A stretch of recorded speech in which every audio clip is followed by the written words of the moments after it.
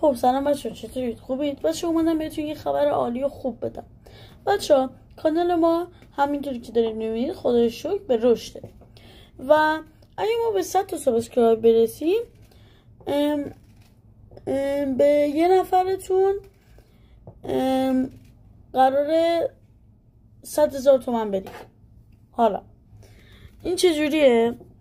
شما تو کامنت ها نظر میدید آقا من این 100,000 تومن رو بدم به یه نفر یا از وسط نصفش کنم و 50,000 دو تا 50 کنم بدم به 2 نفر.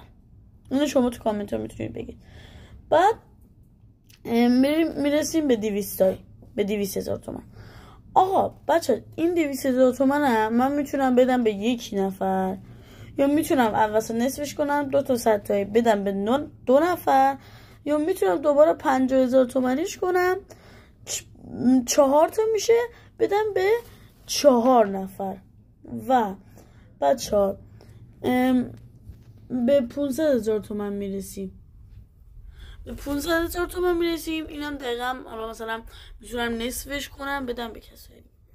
و به 1000 تا سابسکرایبر که رسیدیم یه تومن میتونم نصفش کنم بدم به 10 نفر، نصفش کنم بدم به 2 نفر. آقا اینا هرچی شما بگید. خب فقط بچه ها نکته که اینجا هست یکی این که اول کمک کنید و مرسی که ببخشید سر صدا میاد یکم، مرسی که منو تا اینجا رسوندید.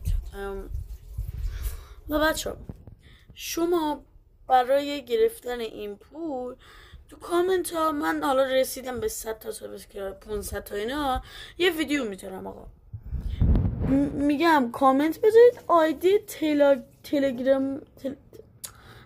تلگرامتون رو تو کامنت ها بنویسید و من بیام اونجا بهتون پیام بدم و شماره کارتتون رو ازتون بگیرم واریز میکنم و عکسش هم میذارم تو پستا. آره خلاصه اینم از این بود. فقط حمایت کنید و ببخشید صدا میاد تا اونا که پول دوستن زودتر بهشون پول برسه. خداحافظ.